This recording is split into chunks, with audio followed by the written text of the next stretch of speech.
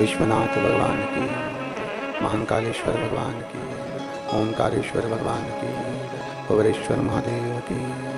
हर हर महादेव, हर हर महादेव, हर हर महादेव। हर काशी विश्वनाथ ओगरदानी त्रिकालदर्शी कैलाशी अविनाशी भगवान शिव, जिनकी पुनित पावन शिव महापुराण की कथा संपूर्ण विश्व के कल्याण हेतु बाबा देवाधिदेव महादेव की कृपा से, करुणा से, उनकी उदारता से चल रही है। छत्तीसगढ़ की पवित्र भूमि से ऑनलाइन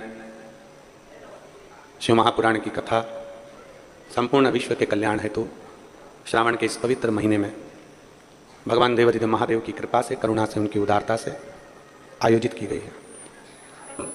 कथा के मुख्य यजमान श्री अनिल जी शुक्ला जी, श्रीमती शकुंतला शुक्ला जी, श्री सीताराम गौरीशंकर श्री खंडेलवाल जी, श्री चंद्रशेखर पिल्ले श्रीमती पूर्णिमा पिल्ले जी, श्री परमेश्वर सिन्हा श्रीमती आशा सिन्हा जी। एक बार यजमान परिवार के लिए जोरदार ताली बजाकर स्वागत, वंदन, अभिनंदन, जिन्होंने इस श्रावण के पवित्र अवसर पर भगवान देवाधिदेव महादेव की करुणा से, कृपा से, उनकी उदारता से और अपने पूर्वजों के आशीर्वाद से ये पवित्र शिव महापुराण कथा के यजमान पद ग्रहण किया है। आप सभी आस्था चैनल के जितने श्रोता भाई बहन हैं, फेसबुक यूट्यूब पर जो कथा सुनने वाले हैं, ये सभी शिव कृपा से, भगवान शंकर की करुणा से और यहाँ बैठे सभी श्रोता भाई बहन कहीं ना कहीं शिव की उदारता से ये पवित्र कथा का लाभ लेने के लिए विराजमान है। जितना जजमान के ऊपर प्रभु की कृपा है, पूर्वजों का आशीर्वाद है, उतना ही आपके ऊपर भी प्रभु की कृपा और पूर्वजों का आशीर्वाद है, जो इस पवित्र कथा का लाभ आप ले रहे हैं। आज विराम दिवस है कथा का। 5 दिवसीय कथा जो 2 तारीख से 6 तारीख तक आयोजित की गई, आज विराम की ओर जाएगी। कहीं ना कहीं भगवान शंकर की अविरल भक्ति और मुक्ति का साधन शिव तत्व है। कहते हैं अगर एक क्षण, ये तो 5 दिन है, एक क्षण भी अगर मिल जाए मेरे शंकर की भक्ति करने का, या एक क्षण भी मिल जाए शिव तत्व को जानने का, तो उसको बहुत मानिए। ये तो 5 दिन है, 7 दिन, 5 दिन, 9 दिन, 11 दिन, ये सब चलता है। भगवान शिव की भक्ति का दिन निश्चितता नहीं। एक क्षण भी अगर आपको मिल रहा है तो वो श्रेष्ठ है। कहते हैं कभी कभी आप जिस कंपनी में काम करते हैं, आप जिस एजेंसी को लेते हैं, जिस कंपनी में काम करते हैं, या जिस कार्य को अच्छी लगनता से करते हैं, तो एजेंसी वाले, कंपनी वाले आपको कहीं घूमने के लिए भेजते हैं। पता है आप लोगों को? और बोलो तो जम के, पता है ना? अगर एजेंसी है आपके पास में, या कोई कंपनी में आप नौकरी कर रहे हैं, सर्विस कर रहे हैं, और बहुत अच्छी सर्विस, बहुत अच्छी नौकरी, बहुत अच्छे तरह से आप अपनी एजेंसी को संभाल रहे हैं, तो कंपनी वाले आपको कहीं ना कहीं टूर पर भेजते हैं। उसमें किराया आपका नहीं रहता। किराया किसका? जम के बोलो, कंपनी वाले का। रुकना किसका? कंपनी वाले का। भोजन किसका? कंपनी वाले। सब कुछ कंपनी वाले का रहता है। आपको तो केवल एंजॉय करो, आनंद करो और घूम फिर कर वापिस अपने घर पर आ जाओ। एक बात अपने अंदर उतार कर रखना, जब कंपनी वाले खुश होते हैं तो आपको घूमने के लिए भेजते हैं, कहीं विदेश भेजते हैं, कहीं अन्य जगह भेजते हैं। एजेंसी वाले खुश होते हैं तो आपको कहीं भेजते हैं, और शंकर भगवान जब खुश होते हैं तो शिव महापुराण में भेजते हैं। इतना स्मरण। शिव प्रसन्न हुए तो आप शिव पुराण तक पहुंचो। शंकर भगवान प्रसन्न हुए, मेरे ओघरदानी शिव प्रसन्न हुए तो आप शिव महापुराण की कथा में बैठे हो। शिव प्रसन्न हुए तो आप कहीं आस्था चैनल पर, कहीं फेसबुक यूट्यूब पर शिव तत्व, शिव पुराण सुन रहे हो। 72 वर्ष में पढ़ने वाला ये श्रावण का महीना जो सोमवार से प्रारंभ होकर सोमवार को विराम ले रहा है, और कितने भाग्यशाली हैं आप और हम सब कि उस श्रावण के महीने में भगवान देवाधिदेव महादेव की कृपा से आप और हम कथा का रसतत्व ग्रहण कर रहे हैं। ये मानकर चलो कि जैसे कंपनी प्रसन्न होती है तो आपको कहीं ना कहीं टूर पर भेजती है, कहीं ना कहीं एजेंसी वाले आपको भेज देते हैं और पूरी व्यवस्था वो करते हैं, वैसे ही मेरे भोलेनाथ जी ने आपके लिए ये पैकेज तैयार करा था 5 दिन का। ये उसकी कृपा से हुआ, उसने आपको यहाँ भेजा। कितना पूरा राजनांदगांव कथा को सुन रहा है। एक भी ऐसी दुकान नहीं और एक भी ऐसा घर नहीं कि छत्तीसगढ़ के राजनांदगांव में कथा नहीं चल रही। हर जगह पर कथा चल रही है और सबके मैसेज आ रहे हैं, और सब ने, राजनांदगांव वासियों ने, सब ने, इस छत्तीसगढ़ की पवित्र भूमि से राजनांदगांव के एक एक व्यक्ति ने मैसेज किया है कि गुरुदेव अभी हमारा पेट नहीं भराया।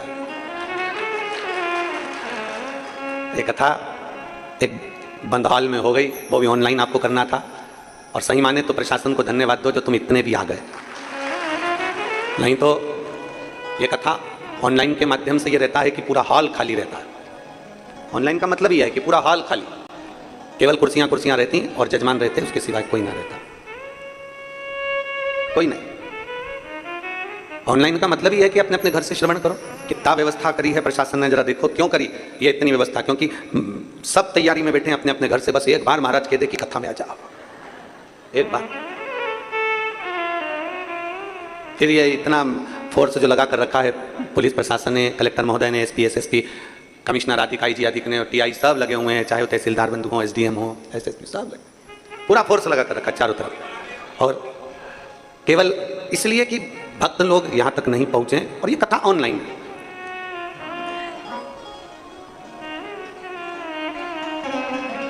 और यदि इस पूरे हॉल का कोई फोटो डाले कि भाई कथा में कोई नहीं आया, तो सबसे ज्यादा प्रसन्नता राजनांदगांव वालों को होना चाहिए कि सीहोर वाले गुरुजी का कहना पूरे गांव ने माना, पूरे गांव ने कहना, ये प्रसन्नता होना। तो उन्होंने लिखा मैसेज में कि अभी हमारा पेट नहीं भराया, हम तो मधुसूदन यादव जी से कहेंगे और यजमानों से कहेंगे कि देवाधिदेव महादेव आप सबको इतना दे कि आने वाले समय में ये कथा हॉल में नहीं ग्राउंड में होना चाहिए, इतना दे आपको। और दिल से ये कथा संपूर्ण राजनांदगांव वालों की नहीं, संपूर्ण छत्तीसगढ़ वासियों के लिए एक प्रसन्नता का केंद्र है। हम भी कर रहे हैं कि होना चाहिए। और बड़ी मेहनत, आप लोगों का बड़ा परिश्रम इस कथा में रहा है, प्रशासनिक परिश्रम ज़्यादा रहा प्रशासन को, क्योंकि आसपास से पूरा घेर कर रखना, कोई भीड़ ना एकत्रित हो जाए। ऑनलाइन कथा है, उसका स्मरण है। तो कहीं आपको अगर ये पैकेज मिला है 5 दिन का, आप अगर कथा में आकर बैठे हो, तो कंपनी में नौकरी करते करते अच्छा काम करते हो तो कंपनी वाले भेजते हैं, एजेंसी में अच्छा कार्य होता है तो एजेंसी वाले भेजते हैं, और आप भगवान शंकर को कुछ अच्छा कर्म किए होंगे, आपके पूर्वजों ने कोई पुण्य आदि ज़्यादा किया होगा, तो बाबा ने भी आपको ये पैकेज में यहाँ भेज दिया है। जाओ, सुनो, कथा का रसतत्व ग्रहण करो और अपने जीवन को सार्थक करो, सार्थक करो। तेल कंपनी वाले, जब तेल कहाँ से निकलता है? पृथ्वी से। और तेल निकला पृथ्वी से, और उस पृथ्वी से निकले हुए तेल को फिर रिफाइनरी में भेजा जाता है। और रिफाइनरी में जब वो तेल तैयार होता है, रिफाइनरी में जब वो तेल क्लीन होता है, साफ होता है, तो 100 लीटर अगर तेल भेजा गया है तो उसमें से 90 लीटर बचता है। 10 लीटर रिफाइनरी में वो तेल बेकार कचरे में चला जाता है, डस्टबिन में चला जाता है। 100 लीटर तेल में से, जो जमीन में से तेल निकला, जो पृथ्वी में से तेल निकला, उस तेल को 100 लीटर तेल को भेजा जाता है रिफाइनरी में। रिफाइनरी में क्लीन होने के बाद वो तेल 90 बचता है, 10 खत्म हो जाता है, 10 समाप्त हो जाता है, क्योंकि 10 लीटर उसमें से कचरा निकल जाता है, केवल 90 लीटर बचकर मार्केट में आता है। उसी तरह जैसे पृथ्वी में से तेल निकला, उसको रिफाइनरी में भेजा, रिफाइनरी में भेजकर 10 हट गए, तब केवल 90 बचे, 90 लीटर तेल बचा। उसी तरह हम भी जैसे पृथ्वी से तेल निकलता है, हम भी अपनी माता के गर्भ से निकलते हैं और शिव महापुराण की रिफाइनरी में जाकर क्लीन होने का प्रयास करते हैं।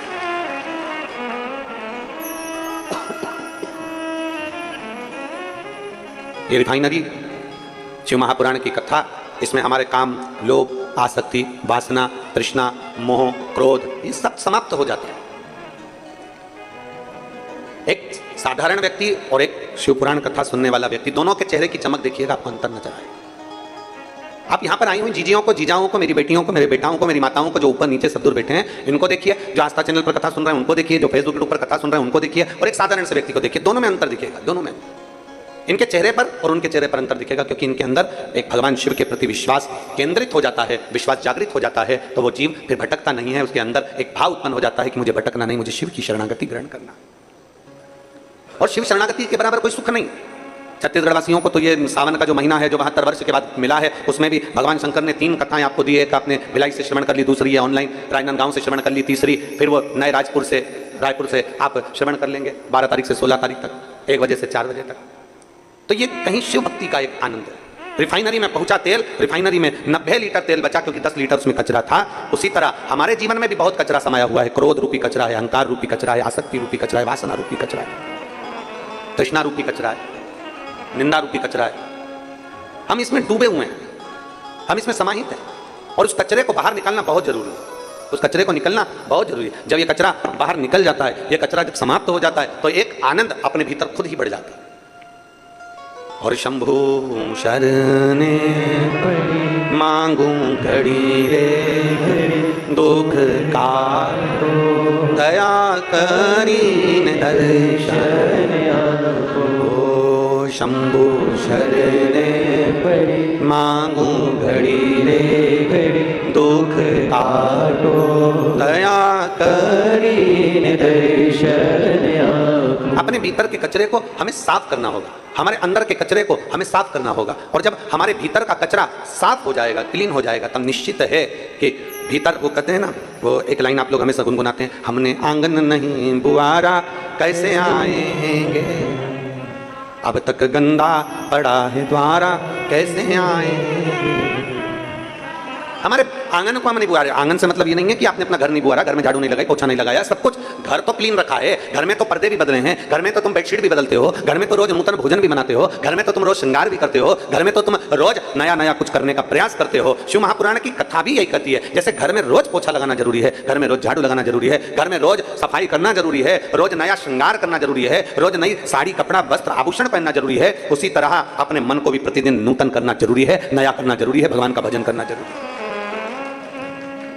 वो क्यों छूटे? और जब हमारे भीतर का अहम, हमारे भीतर का अहंकार, जब हमारे भीतर की आसक्ति, जब हमारे भीतर की तृष्णा, लोभ, ये सब समाप्ति नहीं होता, तब तक परमात्मा मिल भी नहीं सकता। बहुत कठिन है महाराज। इसलिए तो शास्त्र कहता है कि त्रेता में, सतयुग में यज्ञ से, अनुष्ठान से, साधना से, भजन से, आदि तप साधना से प्रभु मिल जाते थे। पर कलयुग केवल एक ऐसा है कि जिसमें कलयुग केवल नाम धारा और सुमर। इस कलयुग में केवल एक नाम की आधारशिला है। आप जितना भजेंगे, आप जितना स्मरण करेंगे, उतना आपको सुख अनुभव हो जाएगा। पर दिक्कत तो यही है ना कि व्यक्ति जपता तो है पर छलबस जपता है। भगवान का नाम जपता जरूर है, ऐसा नहीं कि संसार में कौन नहीं जपता। आप पूरे जाकर देखो, बड़े बड़े तीर्थों में देखिए, बड़े बड़े नदियों के तट पर देखिए, बड़ी बड़ी नदियां, तालाब, सरोवर, कुंड, बावड़ी, मंदिर, देवालय, शिवालय, और आपके नगर में भी जाकर देखिए, सारा भरा पड़ा है। लोग बहुत प्रेम से भगवान का नाम जप रहे हैं। कोई भगवान का राम नाम जप रहा है, कोई कृष्ण नाम जप रहा है, कोई शिव नाम जप रहा है, कोई देवी का नाम जप रहा है, उसकी मर्जी पड़े वो जप रहा है, जिस भाव से उसको जप रहा है, उसका जैसा मन करता है वो जप रहा है। पर यदि 100 लोग उठाए जाएं और 100 लोग उठाने के बाद अगर उनमें से छाटा जाए कि इनमें से सही भजन कितने करें, सही भजन करने वाले कितने, भगवान शंकर को रिझाने वाले, भगवान को मनाने वाले कितने 100 में से अगर हिसाब लगाया जाए तो कहीं थोड़ा सा 2-5 कुछ ऐसे निकलेंगे जो भगवान शंकर की सही भक्ति में लगे हुए हैं, सही भजन में लगे हुए हैं, सही स्मरण में लगे हुए हैं। बाकी के तो जितने आपको नजर आएंगे, हो सकता है कि कहीं ना कहीं वो विचलित हो अपने चित्त से, अपनी वृत्ति से, अपने मन से विचलित। कहीं अगर भगवान शिव की कृपा आप पर हुई है, भगवान शंकर की करुणा हुई है, आप शिव मंदिर तक जा रहे हैं, आप शंकर का गुणगान कर रहे हैं, आप शंकर जी के मंदिर में 1 लोटा जल समर्पित कर रहे हैं, आप भगवान देवादिदेव महादेव को रिझाने का प्रयास कर रहे हैं, तो ये मानकर चलो कि कहीं शिव तत्व की बड़ी कृपा हुई है आप पर, भगवान शंकर की बड़ी करुणा, बड़ी करुणा। हमने पहले दिन भी कथा में कहा था, आज फिर कहते हैं, अपने घर जाकर अपनी नजर जरूर उतरवा लेना कि भगवान शंकर की कितनी कृपा आप लोगों पर हुई, इसका कोई वर्णन नहीं, कितनी करुणा।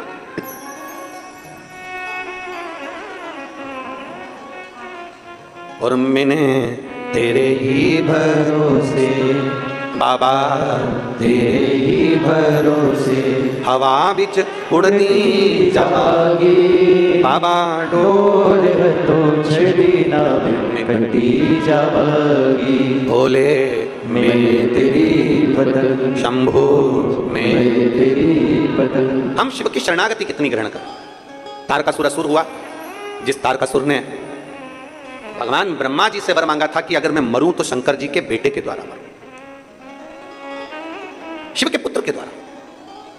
मांगने वाला भी अगर मांग रहा है, और वो भी असुर, राक्षस, और असुर भी मांग रहा है, तो क्या मांग रहा है कि शंकर के पुत्र के द्वारा मरूं। इंद्र ने तारकासुर से जाकर पूछा था यह प्रश्न कि तूने ऐसा वर क्यों मांगा, तूने ये वर क्यों मांगा। मतलब शंकर भगवान समाधि में लीन है और वो उनकी शादी नहीं होगी इसलिए तू मरेगा नहीं, तूने इसलिए मांगा। शंकर भगवान विवाह नहीं करेंगे और उनका औलाद नहीं होगी, तूने इसलिए मांगा।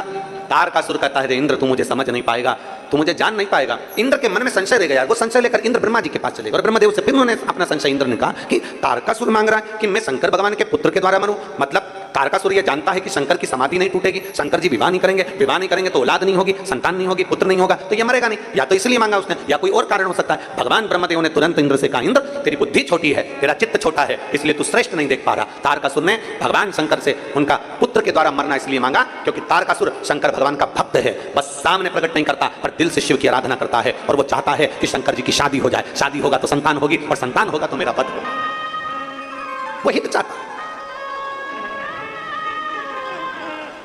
अब दुनिया के लोग उसको आहित समझे।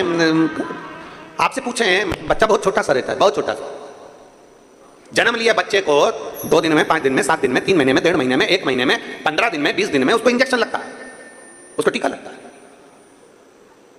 आप सब माँ बैठी हो, आप सब मेरी जीजियां बैठी हैं, सब माताएं बैठी हुई हैं, और सारी आस्था चैनल पर मेरी जितनी जीजियां कथा श्रवण कर रही हैं, जितनी मेरी माताएं कथा श्रवण कर रही हैं, वो जानती हैं गोदी में छोटा सा बच्चा है, अभी जन्मा, दुबला पतला छोटा सा, हड्डी हड्डी शरीर में उसके, छोटा सा, बहुत छोटा। अब जन्म लिया बच्चे में कितना प्राण होगा। पर आपसे पूछे मेरी जीजियों से कि आपको मालूम है कितना कष्ट से हुआ है, कितने साल के बाद हुआ है, कितनी मुश्किल से हुआ है। इतना छोटा सा तो बालक है, छोटा सा बच्चा है, छोटी सी बेटी, छोटा सा बेटा है, छोटा सा बाबू है, इसको अब डॉक्टर ने कहा इसको इंजेक्शन लगेगा, टीका लगेगा, फिर भी माँ अपने हृदय पर पत्थर रखती है और अपने बच्चे को लेकर हॉस्पिटल में टीका लगवाने जाती है। गई कि नहीं गई? बोलो बोलो, जम के बोलो। गई। क्यों गई? काय के लिए गई? जब उसका इतना चाहने वाला पुत्र, उसको मालूम है रोएगा ये कम से कम अभी 4 दिन 5 दिन रात को भी नहीं सोएगा, रोता रहेगा। उसको मालूम है बुखार भी आएगा, उसको मालूम है इसको बुखार जरूर आएगा। उन माँ को मालूम है इसकी तबीयत खराब होगी, पड़ा रहेगा, सुस्त होकर रोता रहेगा, दूध भी नहीं पिएगा, माँ को सब मालूम। पर माँ फिर भी उसको इंजेक्शन लगवा रही है, उसको टीका लगवा रही है, क्योंकि उसको मालूम है कि आज अगर मैंने लाड़ प्यार में इसको टीका नहीं लगवाया तो इस बच्चे की पूरी जिंदगी खराब हो जाएगी। इसको कहीं मालूम पड़े कि कोई शरीर का रोग ना हो जाए, कहीं शरीर का रोग, इसका कोई हाथ पैर शरीर कोई ऐसा बेकार ना हो जाए, तो मां उसको अपने हृदय पर पत्थर रखकर उसको टीका लगवा दे। मां उसको इंजेक्शन लगवा दे। उसको मालूम है कि ये इसको कहीं ना कहीं इसको तकलीफ होगी, उसको मालूम है कि कहीं ना कहीं इसको कष्ट होगा, उसको मालूम है कहीं ना कहीं ये रोएगा, बुखार भी आएगा, शरीर में कष्ट भी होगा, फिर भी माँ उसको लेकर जाती है, टीका लगवाती है। क्यों? क्योंकि आज अगर इसको टीका नहीं लगा, इंजेक्शन नहीं लगा, तो इसका कल बिगड़ जाएगा। उसी तरह संसार का हर व्यक्ति एक विचार, एक चित्त अपने मन में लेकर आए कि हमें 1 मिनट के लिए, 2 मिनट के लिए शिवालय जाना है, 1 लोटा जल चढ़ाना है। क्यों? क्योंकि अगर मैं आज नहीं गया तो मेरा कल बिगड़ जाएगा, इसलिए आज अगर मैंने जल चढ़ा लिया तो मेरा कल भी सुधर जाएगा। ये निश्चित है, कल सुधरेगा मेरा। जब 2 बेटियां हो गई और बेटियां होने के भी 10, 11, 12 वर्ष निकल गए, 15 वर्ष निकल गए, 16 वर्ष निकल गए, 18 साल निकल गए, तब तो आस ही छोड़ दी थी कि अब कोई संतान नहीं होगी और पुत्र तो होना है, आस छोड़ दी। पर तेरी कृपा बिना न हिले एक भी अणु, लेते हैं श्वास तेरी कृपा से बखान क्या करूं मैं राखों के ढेर का, चपटी भगोट में खजाना कुबेर का, गंगाधार मुक्ति द्वार ओमकार तू, बोले ओमकार तू, आयो शरण तिहार शंभु तार तार तू। हम उसके भरोसे जब हो जाते हैं, आश्रित, उसके भरोसे जब हो जाते हैं, वो संभाल। संसार के भरोसे रहोगे तो वो कभी संसार वाले आपको नहीं संभालेंगे, संसार वाले तो ठोकर ही देंगे। इस बेटी ने लिखा कि कई लोग यही कहते थे, बेटा नहीं है, बेटियां अपने घर चली जाएगी, कौन संभालेगा? ऐसा नहीं है, आपकी सोच गड़बड़ है, आपके विचार गड़बड़ है, आपकी सोच गड़बड़ है। जो सोचते हैं कि बेटियां अपने घर चली जाएगी, कौन संभालेगा? जिसका कोई नहीं उसका तो शिव है यारो। क्यों विचार करो? शंकर की आपको स्मरण में होगा भगवान कृष्ण की कथा का कि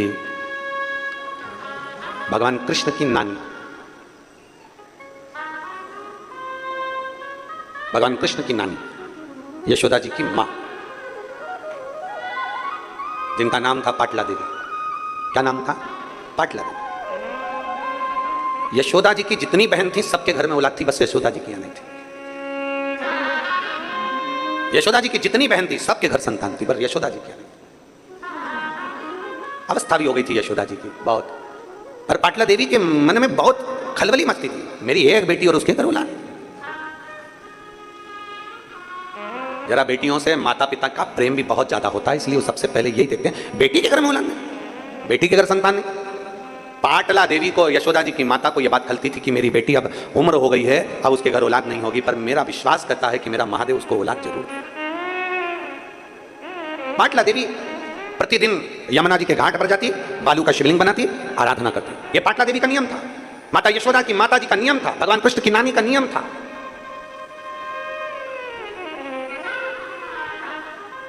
यमुना जी के घाट पर जाती और बनाती शिवलिंग, पार्थिव शिवलिंग का पूजन करती, आराधना करती, चाकरी करती। एक दिन पाटला ने पार्थिव शिवलिंग को बना तो लिया पर विसर्जन ही नहीं करा। ले, शंकर जी को विसर्जन नहीं करा। और पार्थिव का नियम है,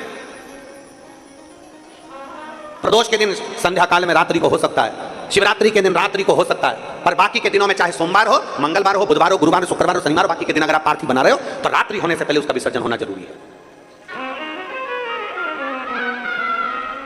रात्रि होने से पहले उसका विसर्जन होना जरूरी है। और शिवलिंग पार्थिव, पार्थिव का मतलब ये होता है कि पार्थिव लिंग बनाना, पार्थिव शिवलिंग बनाना, उसका चेहरा नहीं बनाया जाता। पार्थिव में कभी भी आंख, नाक, मुख या कुछ नहीं बनाया जाता। पार्थिव मतलब पार्थिव, शिवलिंग मतलब शिवलिंग। आजकल थोड़ा फैशन ज्यादा हो गया है तो लोग पार्थिव का भी चेहरा बना देते हैं ना। पार्थिव मतलब पार्थिव, शिवलिंग मतलब शिवलिंग।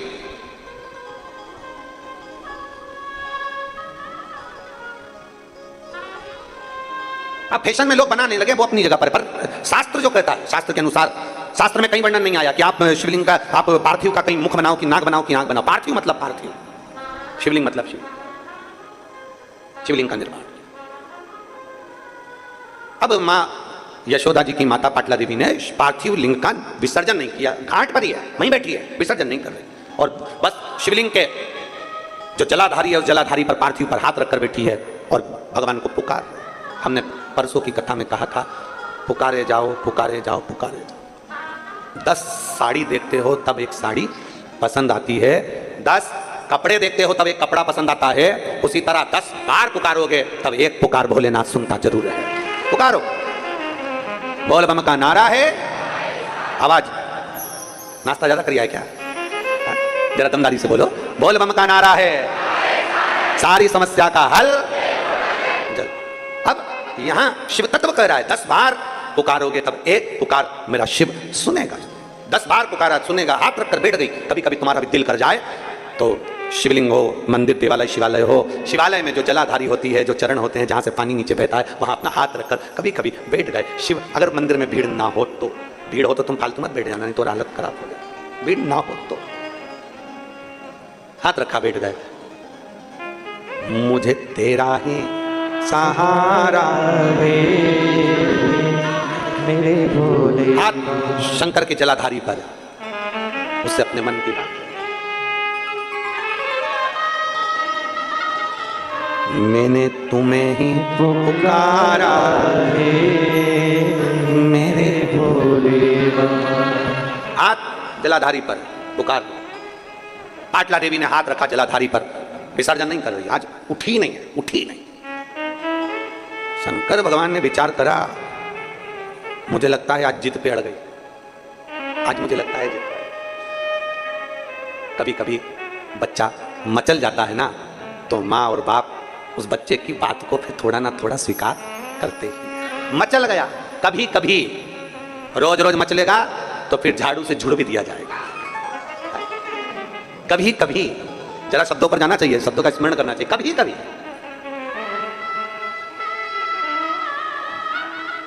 अब भगवान कृष्ण की नानी पाटला देवी हाथ रखकर बैठ गई, हिलती नहीं, बैठी वहीं पर पुकार रही, नमः शिवाय, नमः शिवाय, नमः शिवाय, श्री शिवाय नमस्तुभ्यम पुकार रही।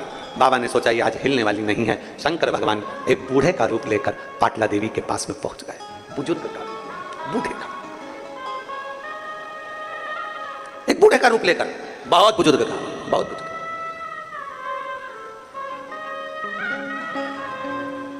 कल जब हम शिव भक्तों से मिल रहे थे तो उसमें एक माता मिलने के लिए आई थी जिनकी उम्र 106 साल थी। खंडेलवाल जी आप भी देखे होंगे, वो साइड में बैठी थी, स्मरण में होगा। काय शुक्ला जी आप मिले थे, 106 वर्ष की थी, 106 वर्ष।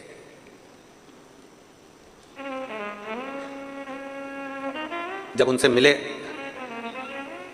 और वो देख रही थी तो उनकी आंख में आंसू आ रहे थे। तो उनके पास में जो खड़ी थी वो बोल रही थी, हमारी माता जी आपको सुनती हैं और श्रवण करती हैं और उनकी बहुत इच्छा थी कि एक बार आपसे मिले। हो सकता है भोलेनाथ जी ने उनके लिए आपको यहां बुलाया। 106 वर्ष।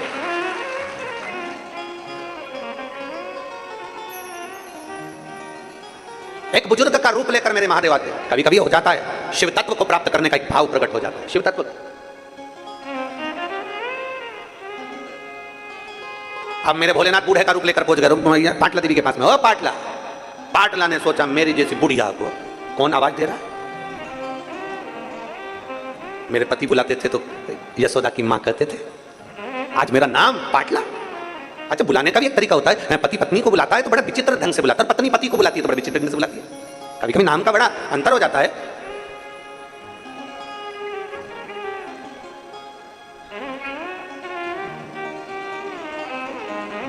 बड़ा नाम का अंतर है।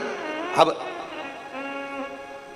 एक बार की तो कथा है, इंदौर में हम कथा कर रहे थे और इंदौर में जब बहुत साल पहले, बहुत साल पहले की बातें लगभग हो गए होंगे 20-22 साल पहले, अपना पैलेस में कथा चल रही थी और वहाँ कथा चलते चलते तो आरती पहले हम जय जगदीश हरे की गा रहे थे। तो इधर आरती करने वाले जो बाजू में खड़े थे और हम बोलते जय जगदीश हरे, पास में खड़ी एक माँ बोलती जय कल्लू के पिताजी हरे। वो जगदीश नाम ही नहीं लिया। अब आरती तो पूरी हो गई पर ध्यान हमारा भटक गया, उसकी ओर गया। और आरती पूरी होने के बाद जब वो बेलपत्र तुलसी दल लेने के लिए आई तो हमने उनसे पूछा, हम जगदीश हरे बोल रहे हैं, तुम कल्लू के पिताजी हरे, ऐसा क्यों? आपकी क्या जगन्नाथ जी से कोई लड़ाई है? कहती नहीं, उनका नाम है। हमने कहा किनका? उनका। कभी कभी नाम का बड़ा अंतर पड़ जाता है।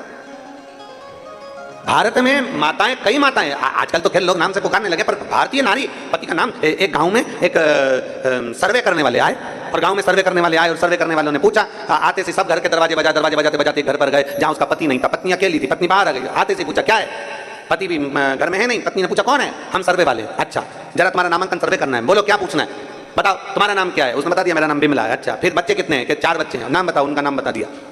पति भी है, उसका नाम। अब सर्वे वाले बोले नाम बताओ, बताती नहीं, शर्माने लगी, बोली नहीं।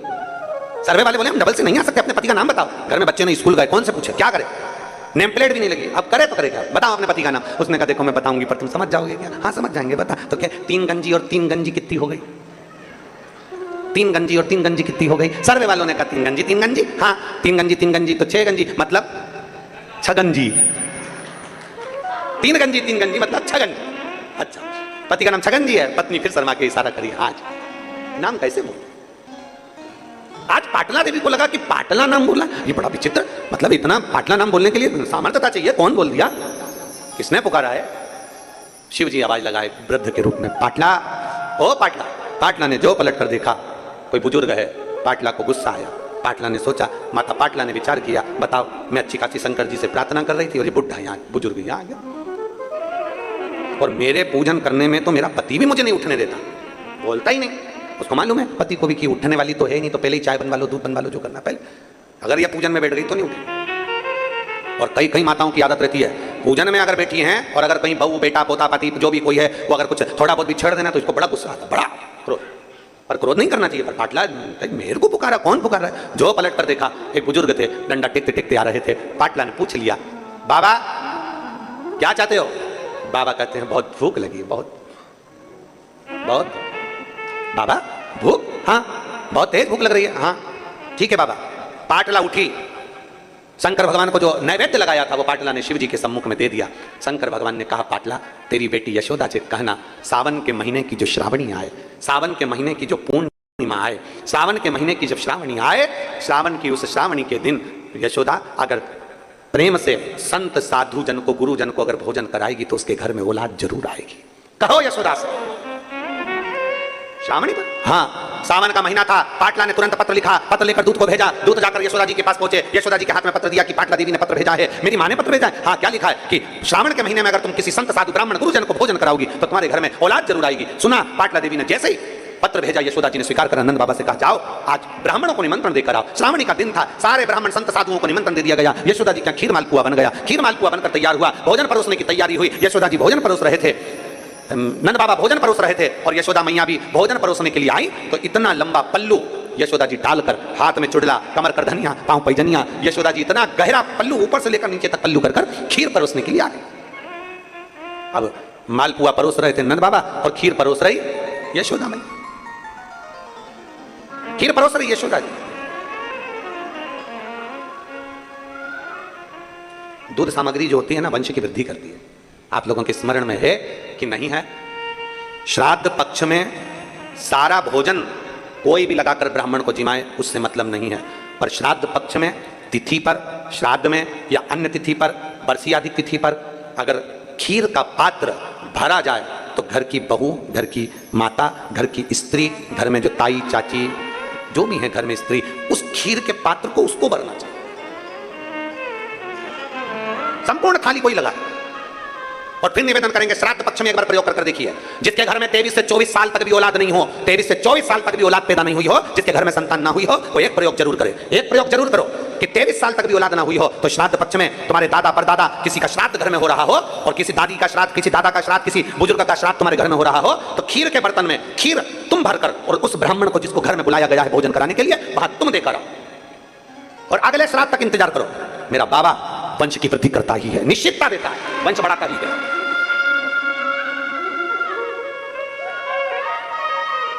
तीन तिथियां हैं, तीन तिथियां जिसमें महादेव को दूध जरूर चढ़ाना चाहिए। तीन तिथियां, और दूध कौन सा? हर कोई सा दूध नहीं, गौ माता का दूध लेकर, भले एक चम्मच, हम ये नहीं कहेंगे कि तुम गौ माता का दूध नहीं मिले तो तुम एक चम्मच दूध भी हो, छोटा सा 2 बूंद दूध भी हो, पर गौ माता का, गौ सेवा में लीन होने वाले, एक बूंद भी हो लिया, भले चम्मच भर हो, 2 बूंद का हो।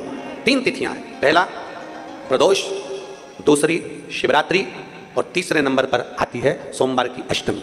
ये 3 तिथियां ऐसी हैं जिसमें 2 बूंद भी दूध अगर हम शंकर भगवान को समर्पित करते हैं तो अपना घर बच्चों की किलकारियों से कम नहीं होता, वो भराता ही है, वंश बढ़ता ही है। वंश बढ़ाने का एक सर्वश्रेष्ठ तरीका, कहो यशोदा से, श्रावण के महीने में संत ब्राह्मण साधुजन गुरुजन का भोजन करा। नंद बाबा ने निमंत्रण दिया श्रावणी करने आए हुए संत ब्राह्मणों को, भोजन तैयार हुआ, मालपुआ दे रहे थे, नंद बाबा खीर परोस रही थी, यशोदा मैया भगवान शिव की कथा कर रही है, भगवान शंकर का संवाद करा, शिव महापुराण की कथा वर्णन करती है। एक पार्थिव लिंग का पूजन जीवन का सुख देता है। शिव को चढ़ाया गया एक लोटा जल जीव को आनंद प्रदान करता है। भीड़ बहुत है, परिवार, नाते, रिश्ते, कुटुंब, कबीले, व्यापार, व्यवसाय में बहुत भीड़ है, बहुत भीड़। एक नौकरी भी कर रहे हो ना तो उसमें भी भीड़ है, सब लगे हैं आपका पांव खींचकर पीछे करने में और खुद आगे बढ़ने। एक एजेंसी चला रहे हो या नौकरी कर रहे हो या दुकान कर रहे हो, चाहे किराने की करो, चाहे कपड़ा की करो, चाहे पान की करो, चाहे पानी की करो, उसमें भी बहुत भीड़ है, उसमें अपन को निकलना है आगे।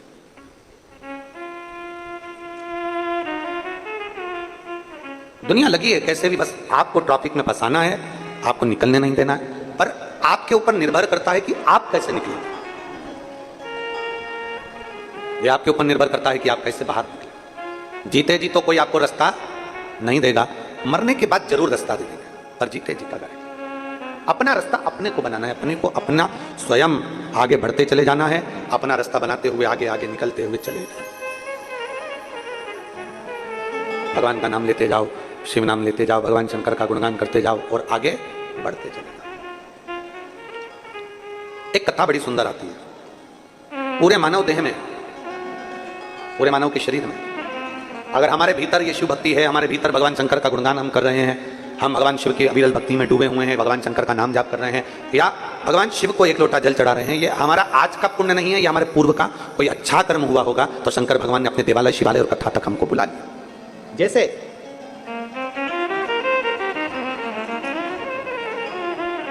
गन्ना, क्या बोलते हैं उसको, शुगर, गन्ना, यहाँ क्या बोलते हैं, गन्ना ही बोलते हैं, गन्ना, शुगर, उसमें चाहे समुद्र का पानी डाल दो, चाहे तुम नाले का पानी डाल दो, चाहे तुम गटर का पानी डाल दो, चाहे तुम उस गन्ने में कोई सा भी पानी डाल दो, पर गन्ने की मिठास में कोई फर्क नहीं पड़ता। गन्ना मीठा है तो मीठा ही रहेगा।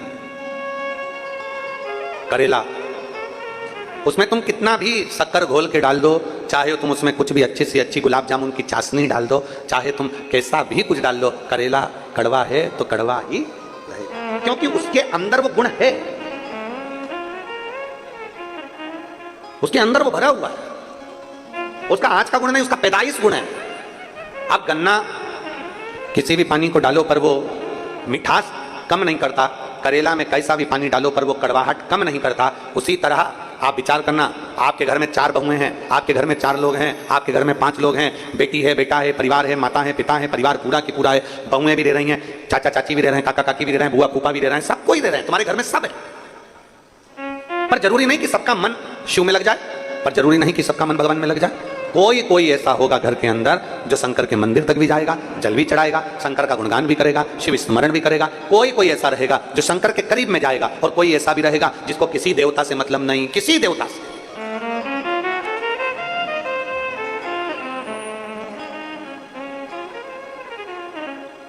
छत्तीसगढ़ में आप एक बदलाव जरूर देखे होंगे। छत्तीसगढ़ का एक बदलाव आपने जरूर देखा होगा कि छत्तीसगढ़ में जितना तेजी से धर्म बदला जा रहा था, शिव महापुराण की कथाओं के बाद में वो धर्म बदलना बंद हो गया, धर्मांतरण बंद हो गया। छोटे छोटे गांवों में लोग, कोई मंदिर नहीं, कोई शिवालय नहीं, कोई देवालय नहीं, लोगों ने कह दिया था मंदिर मत जाओ, देवालय मत जाओ, शिवालय मत जाओ। छोटे छोटे गांवों के लोग, साधारण सीधे से लोग दूसरी जगह पर चले जाने लगे। फिर धीरे धीरे धीरे धीरे बदलते चले गए, बदलते। उनका नाम नहीं बदला, उनका आईडी प्रूफ नहीं बदला, नाम वही है, आईडी प्रूफ वही है, पर धर्म चेंज कर लिया उन्होंने। क्योंकि अगर नाम बदल लेंगे तो सरकार द्वारा प्राप्त होने वाली जो सुविधाएं वो नहीं मिलेगी। तो धर्म बदला पर उन्होंने नाम नहीं बदला। और अब धीरे धीरे धीरे धीरे देवाधिदेव महादेव ने ऐसी कृपा कर दी कि ये शंकर की कथा छोटे छोटे ग्रामीण क्षेत्र के लोग भी सुनते हैं। तो उस छोटे से गांव में पहले शंकर का मंदिर नहीं था, पर अब गांव गांव में शंकर का शिवालय विराजमान हो गया। लोग जल चढ़ाना प्रारंभ कर, शंकर भगवान को लोग जल चढ़ा रहे हैं। गन्ना, करेला, शुगर, जो गन्ना होता है उसमें कैसा भी पानी दो पर वो अपने अंदर के गुण को नहीं भूलता। करेले को कैसा भी पानी दो पर वो अपने अंदर के गुण को नहीं भूलता। शिवपुराण कहती है अगर आप शंकर के शिवालय तक जा रहे हैं, घर का और कोई व्यक्ति नहीं जा रहा, पति को रुचि नहीं है, बुआ को रुचि नहीं है, और घर की बहू लोटा भर के जल उठाई, सिर पे पल्लू लिया, चल दी। घर की माँ, घर का पुरुष, कई कई घर के पुरुषों को भी मंदिर में मन लगा रहता है, चले जाते हैं, उसकी पत्नी का मन नहीं लगता। सब बराबर थोड़ी ना होते।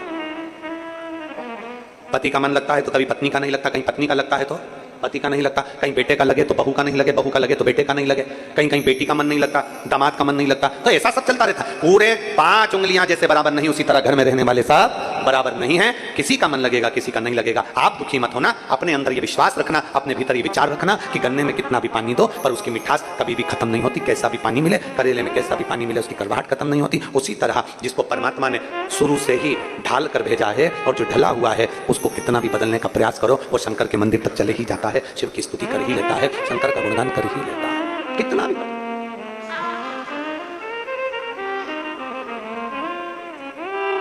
और मेरे बाबा तेरी नौकरी सबसे बढ़िया है, सबसे खरी, तेरे दरवाजे की चाकरी सबसे बढ़िया है, सबसे खरी।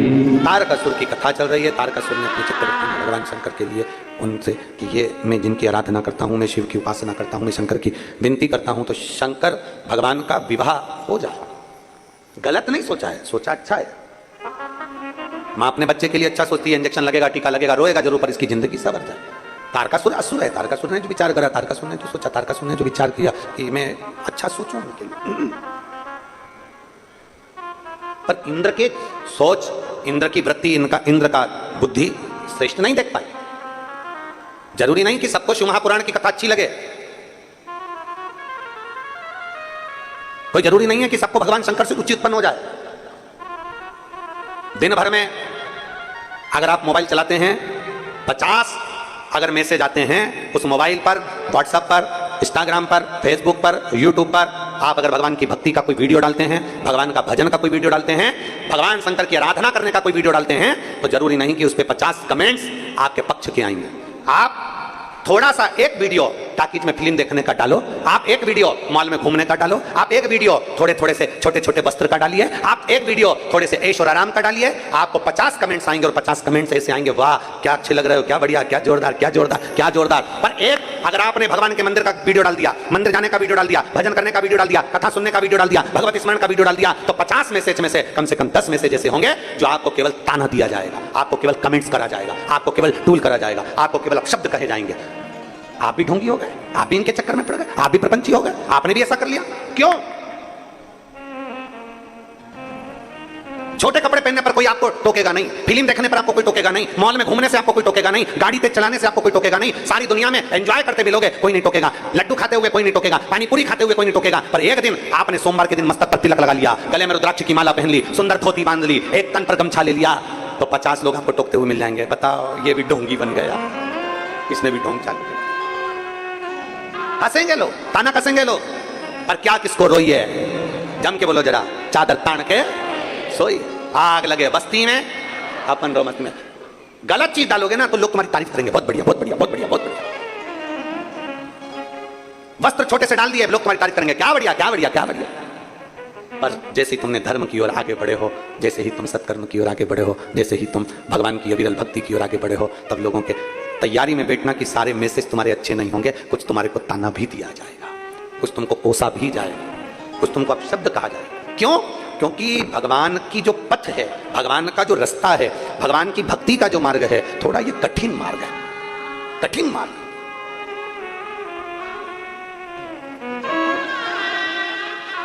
बहुत कठिन मार्ग है भगवान की भक्ति का, और इस मार्ग पर चलना कठिन है, बहुत कठिन मार्ग।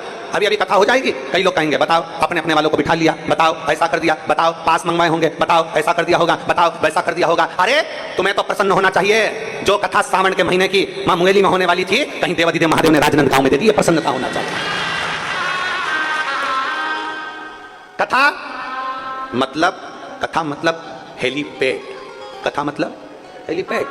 हाँ, हेलीकॉप्टर को उतारने के लिए चूने से एच लिख दिया जाता है, देखा है आप लोगों ने? चूने से एच लिखा जाता है, हेलीकॉप्टर हेलीपैड पर उतरता है। उसी तरह पूरे राजनांदगांव वालों को प्रसन्न होना चाहिए कि हमारे गांव में कथा हो रही है, मतलब शंकर भगवान का हेलीपैड हमारे यहाँ बना है, शिव पार्वती के साथ श्रावण के महीने में यहाँ उतरेंगे। मतलब भले आप कथा के पंडाल में पहुंचे ना पहुंचे, भले आपने ऑनलाइन कथा सुनी, भले अपने घर में बैठकर कथा सुनी, पर आपकी प्रसन्नता यह होना चाहिए कि हमारे राजनांदगांव में ऑनलाइन कथा, भले किसी को आने की अनुमति नहीं मिली हो, पर ऑनलाइन कथा हमारे क्षेत्र में हुई है, मतलब शंकर 5 दिन के लिए यहाँ उतरे हैं और हमारे ऊपर कृपा करे। ये प्रसन्नता होना चाहिए, पर नहीं।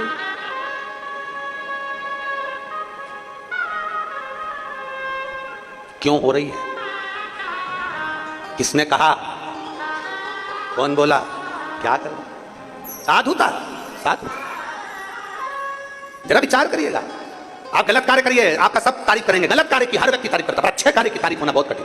भगवान का पथ बड़ा कठिन पथ है। मीराबाई भगवान के पथ पर चली, जहर का प्याला मिला, शेर के सामने छोड़ दिया, नाक का पिटारा मिला, मीराबाई ने अपना पथ नहीं छोड़ा। शब्द कहे मीराबाई को, ताने पर ताने दिएगा। और गुरु भी कौन मिला मीराबाई को? गुरु कौन मिला मीराबाई को? चमड़े का जूता बनाने वाले चर्मकार श्री रविदास जी, संत शिरोमणि श्री रविदास जी। और मीरा संकोच नहीं करती थी, मीराबाई से कहा तूने गुरु क्या बनाया? गुरु क्या बनाया तूने मीरा? तूने संत रविदास जी को गुरु बना लिया। अरे मीराबाई कहती है कि आज मुझे गर्व है कि संत रविदास जी को मैंने गुरु बनाया है, क्योंकि वो साधारण गुरु नहीं है, वो चमड़े धोने के बर्तन में से भी गंगा को प्रकट कर लेता है, तो वो साधारण नहीं हो सकता। ये लोग कहते हैं ना, मन चंगा तो कठोते में गंगा। ये कहां से चालू हुआ? संत रविदास जी से। संत रविदास जी महाराज ने, मीराबाई कहती है गुरुदेव मैं आपके लिए गंगा के घाट पर, मैं आपके लिए आश्रम बना देती हूँ, मैं आपके लिए कुटिया बनवा देती हूँ, मैं आपके लिए महल बनवा देती हूँ, आप मेरे गुरु हो, मैं आपको गंगा के घाट पर ले जाकर बिठा देती हूँ। संत रविदास जी कहते हैं मीरा मुझे गंगा के घाट पर जाने की क्या जरूरत, गंगा तो खुद यहाँ आ जाती है। गुरुवर गंगा और यहाँ? हाँ गंगा यहाँ, हाँ। पानी पिलाऊं तुझे गंगा का? जिस बर्तन में चमड़ा धोते थे जूता बनाने का, उसी बर्तन में हाथ जोड़कर कहा गंगा मैया मुझे पानी पीना है, पिला दीजिए। हीरे की चूड़ी जड़ा हुआ हाथ उस बर्तन में से निकल कर बाहर आया, जिसमें जल भरा हुआ एक कलश था। रविदास जी ने जल लिया, मीराबाई को दिया, और भी लोग बैठे थे उनको दिया। कुछ कुछ ऐसे भी बैठे थे जो संत रविदास जी से चिढ़ते थे, उन्होंने जल नहीं पिया, कठोते से निकला, चमड़ा धोने के पात्र में से निकला, गंदे पानी में से निकला। कई कई ऐसे थे जिनको गंदगी नजर आ रही थी, पड़ा। कई कई ऐसे थे जिनको गंदगी नजर आ रही थी। अच्छा देखो ना, प्रयास करो कि अच्छा दिखे। और कई कई थे, अरे चमड़े के बर्तन में से जल निकला, हम नहीं पी सकते, कई लोगों ने छोड़ दिया। और मीरा और कई ऐसे थे जिन्होंने पी लिया। रविदास जी ने बाद में कहा मीरा ये साधारण गंगा का जल नहीं था, एक संत द्वारा विनय कर कर गंगा का बुलाया गया जल था। इसलिए मीरा मेरा वचन है, तुझे कोई दुनिया में मिले चाहे ना मिले, पर जब तेरा शरीर छूटेगा तो तेरी बॉडी तेरा शरीर मिलने वाला नहीं है। तू द्वारिकाधीश में समा जाएगी और द्वारिकाधीश तुझ में समा जाएगी। तू द्वारकाधीश में। भारत की भूमि के 4 संत ऐसे हुए जिनकी बॉडी नहीं मिली, जिनका अंतिम संस्कार नहीं हुआ, जिनकी समाधि नहीं बनी, जिनका अंतिम संस्कार नहीं हुआ, जिनकी बॉडी नहीं मिली। भारत की भूमि के 4 संत थे। पहले नंबर पर रामकृष्ण परमहंस, जिनकी बॉडी नहीं मिली, मरने के बाद जिनका शरीर नहीं मिला, प्राण छूटने के बाद जिनका शरीर नहीं मिला, भारत की भूमि के प्रथम संत रामकृष्ण परमहंस जब प्राण छूटे तो जगत जननी दुर्गा में समा गए। उनकी बॉडी नहीं मिली, उनका अंतिम संस्कार नहीं हुआ, उनका शरीर नहीं मिला। शरीर मिलता तो अंतिम संस्कार होता ना, समाधि बनती ना, नहीं मिला। भारत की भूमि के दूसरे संत चैतन्य महाप्रभु जगन्नाथ में समा गए, बॉडी नहीं मिली, अंतिम संस्कार नहीं हुआ। भारत की भूमि के तीसरे संत संत तुकाराम हरि विठ्ठल में समा गए, बॉडी नहीं मिली, अंतिम संस्कार नहीं हुआ। और भारत की भूमि के चौथे संत मीराबाई द्वारकाधीश के सामने जाकर खड़ी हो गई और द्वारकाधीश मीराबाई से कह दिया, जा मेरे शरीर से आकर लग जा। मीराबाई द्वारकाधीश की मूर्ति से जैसी गले लगी, भगवान का नीचे का हाथ बीच में से चटक गया और उसमें मीराबाई समा गई। भारत की भूमि के चार संत जिनका शरीर नहीं मिला, जिनकी बॉडी नहीं मिली, जिनका अंतिम संस्कार नहीं हुआ, भगवान में शरीर समा गए, वो द्वारकाधीश के भीतर मीराबाई समा गई। क्यों? क्योंकि संत गुरु सदगुरु प्रबल था, मीराबाई का गुरु बड़ा प्रबल था। मीराबाई के गुरु संत रविदास दुनिया की निगाह में थे कि चमड़े का जूता बनाते हैं, चर्मकार चर्मकार चर्मकार कहते थे, पर मीराबाई रविदास जी को गुरु बनाई तो जानती थी कि मेरा गुरु कोई साधारण नहीं है, गुरु साधारण नहीं है। दुनिया के लोग उसमें गलतियां छांटते रहे कि ये चर्मकार हैं, बताओ चर्मकार हैं, पर मीराबाई ने कोई अपने गुरु में गलती नहीं देखी। और याद रखना, जीवन में अगर भगवान शंकर की कथा का रिस्पान करते हो ना, शिव महापुराण की कथा सुनते हो, तो अपने भीतर यह विश्वास रखना कि शंकर को हमने अपना गुरु बनाया है, इसलिए मेरे शंकर में, मेरे गुरु में कभी मैं गलती ना देखूं तो मेरे शंकर में मैं अच्छाई देखूं, उसके सिवाय कुछ ना देखूं, कुछ नहीं देखना मुझे। और मीरा कहती थी, मुझे एक बड़ो अभिमान कि गुरु मेरा समर्थ है। मीराबाई से कहते थे लोग, तुझे क्यों अकड़ है, किस बात की अकड़, क्यों इतनी फूलती है, क्यों अकड़ में रहती है? मीराबाई ने कहा, सुनो राणा, मुझे एक बड़ो रे अभिमान, अभिमान मुझे धन का नहीं, दौलत का नहीं, सत्ता का नहीं, वैभव का नहीं, मेरा अभिमान मेरा गुरु है। और आपको भी अभिमान होना चाहिए, मेरा अभिमान मेरा शिव है। मुझे एक बड़ोरे अभिमान के गुरु मेरा समर्थ है। लोग पूछें कि तू क्यों इतरावे, क्या जो मिला तू फूलों नी समावे, मेरा एक ही मंत्र महान के गुरु मेरा समर्थ है। ये मेरे मंत्र की महानता, मेरा गुरु मेरा समर्थी है। मैंने जो मंत्र लिया वो साधारण नहीं है। दुनिया की निगाह में भले संत रविदास जी चर्मकार हो, पर मेरा गुरु तो मेरा गुरु है, जिसने कह दिया मीरा तुम मरेगी भी ना, तेरे प्राण भी छूटेंगे ना, तो तू कृष्ण में समा जाएगी। कौन है ऐसा? कौन? कोई एक बता दो जो भगवान कृष्ण में समाया हो। केवल एक मीराबाई ऐसी थी जो भगवान द्वारकाधीश में सात शरीर समा गई। सात शरीर बढ़ रहेगी तो थोड़ा अच्छा रहेगा, उसके लिए जीवन अच्छा रहेगा, पर नहीं, खल रहा है, खल रहा। और दूसरों को बाद में खलता है, पहले अपनों को खलता है। पहले अपनों को कर देना चाहिए। उधर से बुआ जी फोन लगा रही, उधर से फूफा जी लगा रहे, उधर से मामा जी लगा रहे, उधर से काका जी लगा रहे, उधर से काकी जी लगा रही, उधर से ताई जी लगा रही, उधर से ताऊ जी लगा, उधर से रिश्तेदार, उधर से नातेदार, सब पूछ रहे कब करोगे। देखो अब देखना चालू करो, हो गया ठीक है 25 साल तक, अब पढ़ लेगी पढ़ेगी जब तक, तुम तो देखो, तुम तो देखो, तुम तो देखो। बेचारी माँ डिप्रेशन में आ गई, करूँ क्या करूँ। बेटी से पूछा, बेटी शादी, बेटी करी मम्मी 1 साल प्लीज और पढ़ लेंगे। बेटा लोग कह रहे हैं कुछ का कुछ बोलेंगे। बेटा बेटी ने कह दिया, माँ मैंने भी श्रीहर वाले महाराज की कथा सुनी है, वचन देती हूँ तू जहां कहेगी शादी वहीं करूंगी, पर मुझे पढ़ लेने दे, मुझे पढ़ लेने दे, मुझे ध्यान कर लेने दे। नहीं, इसीलिए हम एक लाइन कहते हैं, आग लगे बस्ती में अपन रहे हो मस्ती में। जितना दुनिया के लोग तुमको जितना जितना बोले, तुम उतनी जोरदार खजूर वाली चोटी बना के, जूड़ा मूड़ा बना के, उतनी जोरदार लाइन वाइन खींच के, डब्बा भर के, आंख नीली पीली करके फिर चलो, और चल चल तो चल, और चल। मैं तो चली वृंदावन राणा, मेरे तो भाग जगे और तेरे महलों में आग लगे। अपने कौन सा फर्क पड़ा? अपनी मस्ती में जियो, अपने आनंद में जियो। हम दूसरे के आनंद में जीना चाहते हैं। उसने ऐसा कह दिया, मन उतार लिया, उसने ऐसा बोल दिया, मुंह उतार लिया, उसने ऐसा कह दिया, मुंह उतर गया। काय को उतारना मुंह? काय को उतार? प्रसन्न में रहो, दिन भर टेंशन में मत रहो कि बहुत चिंता में, बहुत चिंता में, बहुत चिंता। काय का चिंता? तुम अपना मानते हो ना, इसलिए चिंता है। एकत्र है।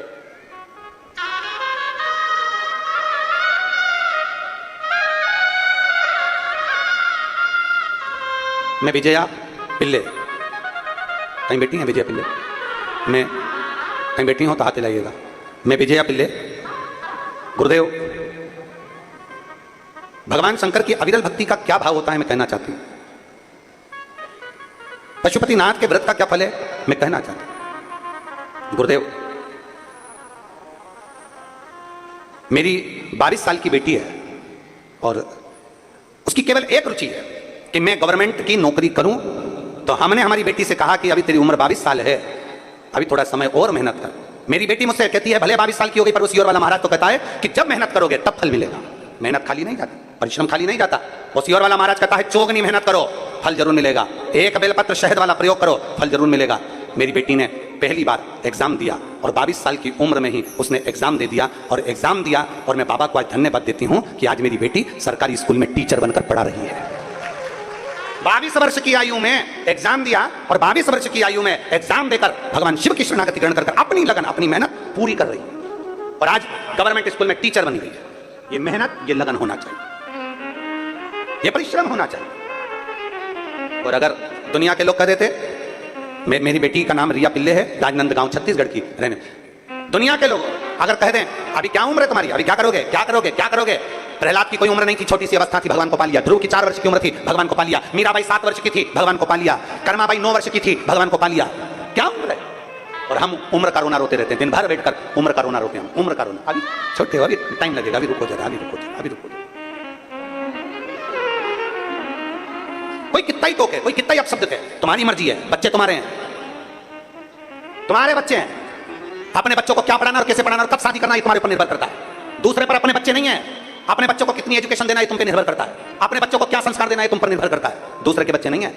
जब बच्चे हमारे खिला हम रहे, पिला हम रहे, पाला हमने, गोदी में हमने रखा, बड़ा हमने किया, पहनाया हमने, घुमाया हमने, तो दूसरे के कहने पर क्यों अपने बच्चों की लाइफ खराब करें। बच्चे हमारे, पढ़ा हमने, बड़ा हमने किया, गोदी में हम रखे, इंजेक्शन लगवाए तो रात भर हम जागे, और बुआ जी ने कह दिया, फूफा जी ने कह दिया, मामा जी ने कह दिया, काका जी ने कह दिया। बच्चे उनने पाले थे, बच्चे तुमने पाले। उनकी एजुकेशन का ध्यान तुम्हें रखना, उनकी आगे बढ़ने की अग्रणता का ध्यान तुम्हें रखना, कोई दूसरा नहीं रखेगा। दूसरों ने कह दिया तुम्हारा बेटा ऐसा, दूसरों ने कह दिया तुम्हारी बेटी ऐसी, और तुमने मान लिया। नहीं, अपने भीतर वो विश्वास होना चाहिए, मेरे संस्कार। वो एक लाइन आती है, तूने मेरा दूध पिया है, तू बिल्कुल, आगे आगे तुम बोलो, तू बिल्कुल मेरे जैसा। अपने संस्कार अपने बच्चों में आना चाहिए।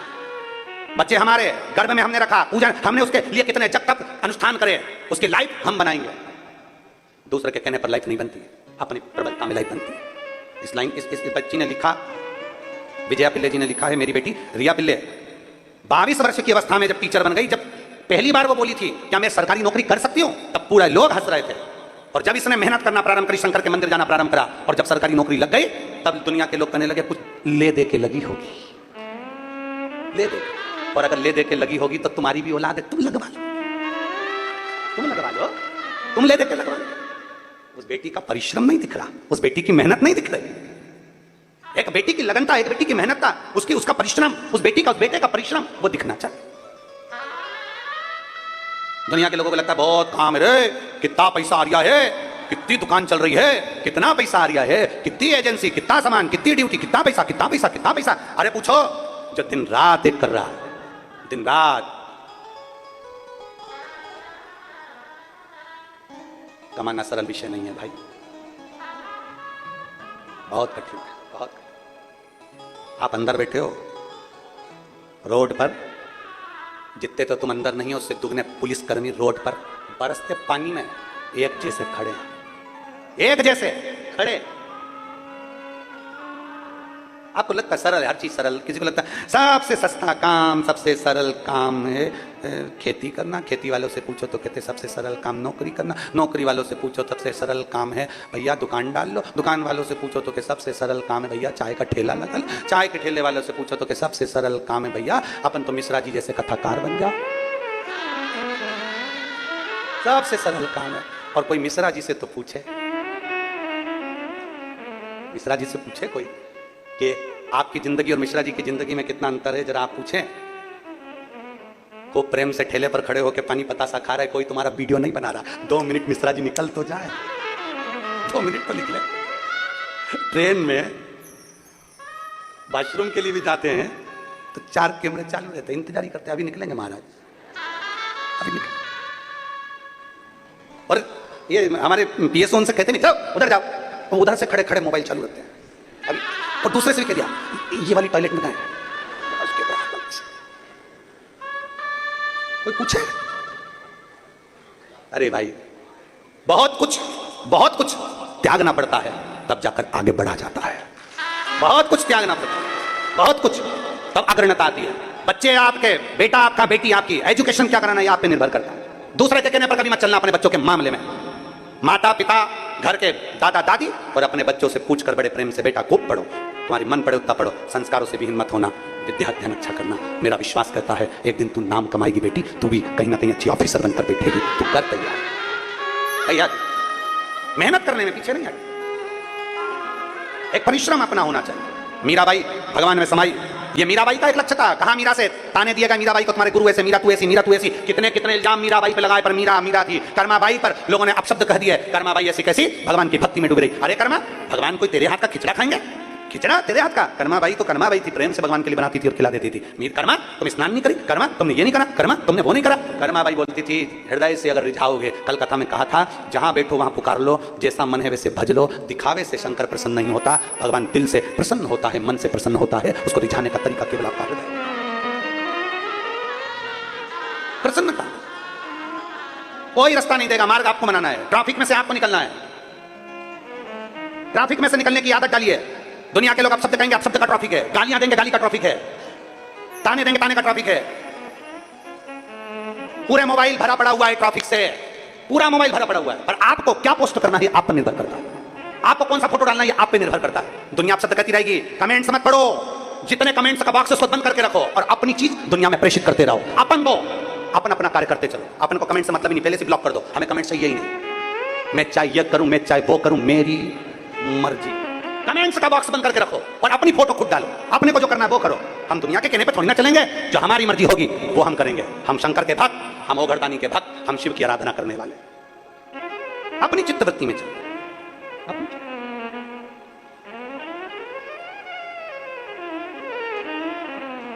और जब अपनी चित्तवृत्ति में हम चलें तो शिव तत्व की प्राप्ति क्यों ना मिले, कैसे ना मिले? भगवान शंकर की भक्ति कैसे प्राप्त नहीं होगी? आप अपने मन से तो चलो।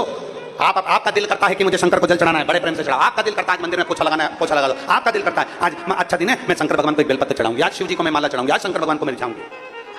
ये आपका दिल करता है। तुमरुका जी ने चंचुला देवी को कथा कही। चंचुला देवी का पति प्रेत योनि में था। एक संवाद तुमरुका जी ने चंचुला देवी को प्रसंग सुनाया सोमेश्वर भगवान का, सोमनाथ भगवान सोमनाथ का संवाद सुनाते हुए कहा कि चंद्र आसक्तियों में डूबने वाले थे, पर जब शरीर में काया का रोग बढ़ गया तब चंद्र आसक्ति से परे। अरे सावन महत्तम सुना है कभी आप लोगों ने? श्रावण के महीने का महत्तम, श्रावण के महीने का महत्तम कभी अगर सुना नहीं है तो एक बार उसको सुनना। अब आपको आज तो कथा का विराम दिवस है, परंतु सावन महत्तम सुनिए कभी योग में।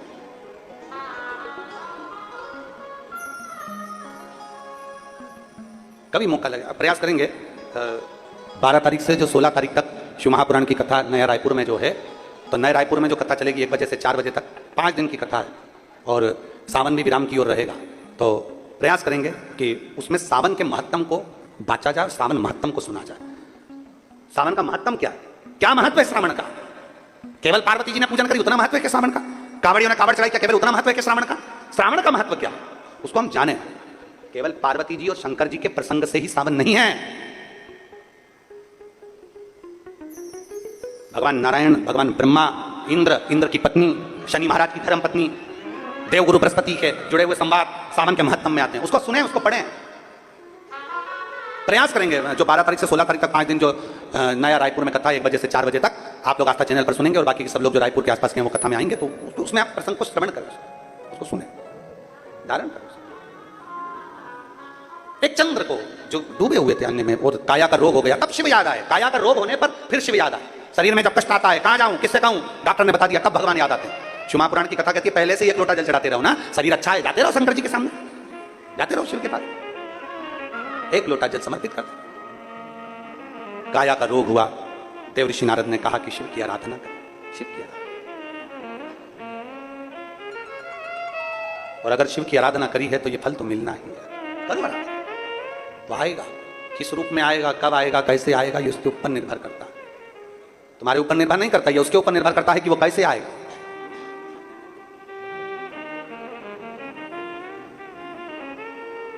कल एक लड़का कह रहा था, गुरुदेव कोई मेरे साथ में बुरा करता है तो मेरा बदला लेने का बड़ा मन करता है, ले लूं क्या? तुमने कहा ले ले, उसमें क्या दिक्कत। पर एक बात सुन, हमने कहा देख, हम बोल जरूर रहे हैं कि ले ले, पर ईमानदारी की बात कहें, बदला लेने से तेरा भला नहीं होने वाला। इतना जरूर है कि बदला लेने की जगह तू खुद बदल जा, तब तेरा भला हो सकता है। बदला ले लूं क्या? बदला लेने में तेरा भला नहीं हो सकता। पर हमें मालूम था वो कौन सा बदला लेना जा रहा था, क्योंकि कल वो जब वो आया था तो वो वहां पर आया, मिल रहे थे वहीं पर, तो वहां मिलते मिलते उसके जूते कोई ले गया था। उसके जूते ले गए तो उसको गुस्सा आ गया, बदला ले लूं क्या? हम जानते थे उसके कोई ले गया तो ये किसी के ले जाएगा, बदला ले लूं क्या? हमने कहा ले ले, मना नहीं, पर बदला लेने से अच्छा है कि अपने आप को थोड़ा बदल लिया जाए। चला गया ना, ये समझ अपने ऊपर का कोई बोझ था, चले गया जाने। अब तू बदला ले ले और मालूम पड़े उसका दूसरे के तू ले जाए, फिर वो दूसरा ढूंढे, फिर वो तीसरे के ले जाए, फिर तीसरा। कहाँ बदला लेना? नहीं, बदलो अपने आप को, बदलो। जब अपने आप को बदल लेंगे तो बदला लेने की जरूरत नहीं पड़ेगी। अपने विचारों को बदला, अच्छा है ले जा, मेरे 500 के जूते लेकर चले गया, 1000 रुपए के जूते लेकर चले गया, ले जा। ना जाने मेरा कौन सा एक काल आने वाला था, वो काल तू ले गया, ले जा। अपने आप को बदल, अपने भीतर को बदल।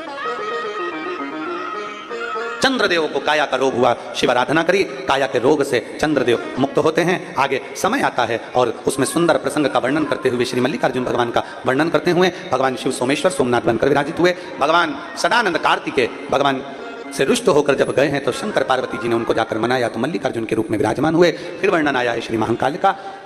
महाकालेश्वर भगवान दूषण नाम के राक्षस का संहार करने के लिए भगवान कालाधिपति महाकाल बनकर विराजमान हुए। महाकाल। अगला वर्णन है ओमकारेश्वर का। बिंद नामक पर्वत के तप करने पर भगवान ओमकारनाथ विराजमान हुए। फिर वर्णन आया है श्री केदारनाथ जी का। नर नारायण ने तप कर कर भगवान शिव को विराजमान किया। अगला वर्णन आया है श्री भीमा शंकर का। कुंभकर्ण के पुत्र भीम का भगवान ने संहार किया, भीमा शंकर के रूप में विराजित हुए। अगला वर्णन आया है काशी विश्वनाथ मनु शत्रुपा ने तप कर कर भगवान शिव को विराजमान किया। फिर वर्णन है त्र्यंबकेश्वर का। गौतम बाबा पर गौ हत्या का दोष लगा और गौ हत्या के दोष से मुक्त होने के लिए बाबा ने माहिल्या के साथ मिलकर भगवान शिव की आराधना करी। ब्रह्मा विष्णु महेश तीनों विराजमान होते हैं, त्र्यंबकेश्वर बाबा के रूप में विराजित हुए। अगला वर्णन है श्री वैद्यनाथ जी का। रावण शिव जी को ले जा नहीं पाए, भूमि पर ही विराजमान हो गए, भगवान शंकर वैद्यनाथ के रूप में विराजित होते।